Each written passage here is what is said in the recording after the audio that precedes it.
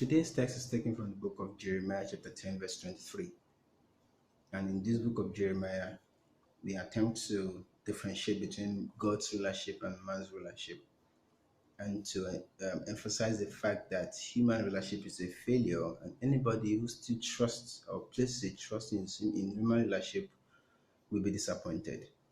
We've had series of types of rulership we've had in the past that humans have governed over, for instance, from the monarchy system of government to oligarchy to meritocracy, whatever it is. Now we are in the era of democracy, and it's like giving your clothes to a seamstress who keeps destroying the clothes by making your clothes to be either too tight or too big.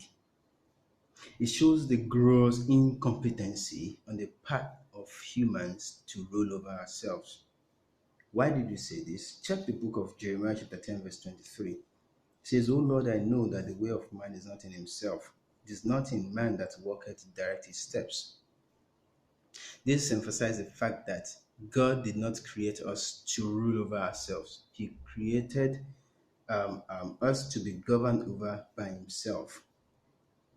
Oh, yes. Now, what the fact that we have that shows that Jesus' rulership is far, far more better than human rulership? For instance, human rulership lacks compassion, lacks pity. In fact, there are times when even the followers cannot access their ruler. Their rulers are guarded by bodyguards, by bouncers, and a lot of people, and they are denied access to their leaders. I mean, the followers. And that's quite disappointing. And this is what makes Jesus to be different. For instance, we all know as his follower that we can approach him anytime in prayer and he listens to our prayer. That apart, look at the book of Daniel, chapter 7, and verse 13 and 14. Daniel 7, verses 13 and 14 talks about what makes Jesus' rulership to be entirely different from that of man's rulership. Daniel 7, verse 13 and 14. 13 says, I saw in the night visions, and behold, one like Son of Man came with clouds of heaven and came to the Ancient of Days, and they brought him near before that person. Yes, this is a vision shown to Daniel that he saw someone like the Son of Man, like the Son of Man. Remember, Jesus is often referred to in the Bible as the Son of Man. Now, he came before the Ancient of Days, which means that Jesus Christ came before God, his Father. For what reason or purpose? Verse 14 says, and there was given him, Jesus, dominion and glory and a kingdom that all people, nations, and languages should serve him. Oh, yes. And that his dominion is an everlasting dominion which shall not pass away, and his kingdom that which shall not be destroyed. Jesus has been given the rulership already. And this rulership is not a 4-year tenure or 6 years tenure of human, it is an everlasting dominion. And this dominion makes him to be bigger than any world president because his dominion covers everywhere on the earth, not just African territory, European territory, Latin America, Asia, covers everywhere, both the physical realm and the unseen realm. What makes Jesus then a better ruler, apart from the fact that God has given him rulership and dominion? In the book of Proverbs, chapter 8, verse 31, it says that Jesus Christ cares about us. True. Now, how do we know Jesus is a better ruler that we can trust? In the book of Matthew chapter 14, it records how Jesus Christ fed 5,000 men apart from women and children. And in a gathering where there are more men, then there will be more women and children. So we estimated around 12 to 15,000 people who were fed by Jesus Christ at that time. Now, in this period of curfew, for instance, we are seeing how presidents, world leaders are struggling to feed their followers. You see how they are struggling day and night to provide food.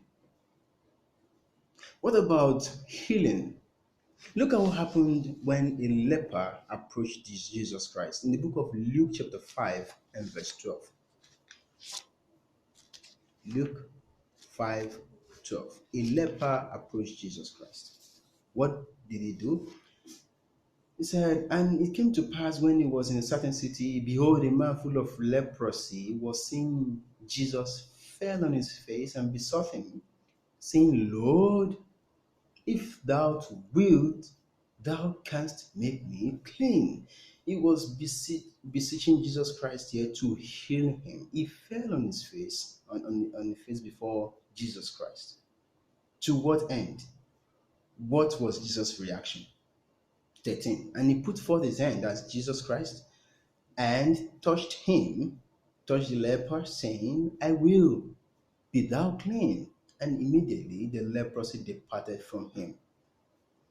What a pity that Jesus had on that man. What a compassion. That makes him entirely different from human president, human leader. There was even a time that was recorded in the Bible that a Pharisee threw stone at a leper because he didn't shout unclean as that one was entering the premise. And that shows that humans lack compassion that is needed for leadership, unlike Jesus Christ. We've seen two evidences. One, how he fed thousands of people within the span of how many hours? And two, how he healed the unclean. And the book of Revelation also, chapter 11, verse 15, emphasizes the fact that Jesus Christ has been given a dominion and power to subdue nations. This shows that he is more superior in quality of leadership than men. Anybody, therefore, who still puts in trust in leadership of men is going to be disappointed, especially in the time of the end when we expect God's intervention in the affairs of mankind. Lastly, to be a subject of this kingdom, there are lots that we need to do. And this is why this video is essential for everybody.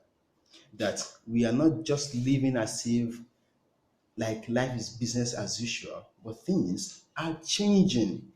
The scene of the world is changing, and very soon, unexpected things will begin to happen. God is about to intervene in the affair of men and is going to wipe out a lot of kingdoms, a lot of human kingdoms. He's going to destroy a lot of human beings who are not, in fact, all humans who are not on his side. He's about to intervene in the affairs of men. And I believe that because that is Bible prophecy. What do we need to do? Look at the book of Matthew 16:24. There Jesus said, whoever that wants to be his follower must first of all deny himself and carry his cross and follow him. The meaning of that is we must be ready to follow Jesus Christ despite the hardship we might face along the road. Let me read that place for you. Book of Matthew 16, verse 24. Matthew 16:24. Okay. It says, Then Jesus said unto his disciples, If any man will come after me, let him deny himself. Self-denial is necessary in this end time if we want to stand firm in the faith. This is not the time to pursue material things and to be so concerned about wealth creation or building wealth.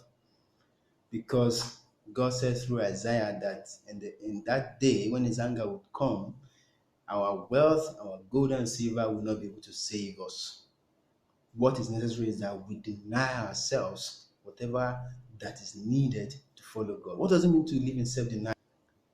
What this Bible verse is talking about is that we give ourselves wholly to God. That most of our quality time are spent on Bible study, on prayer, and on meditation on God's word. Denying ourselves or things that we are used to doing, things that brings pleasure. What else? In the later part of verse 24 says that he takes up his cross and follow me. Whatever tough time you are facing, don't expect God to finish everything now or to solve everything now for you.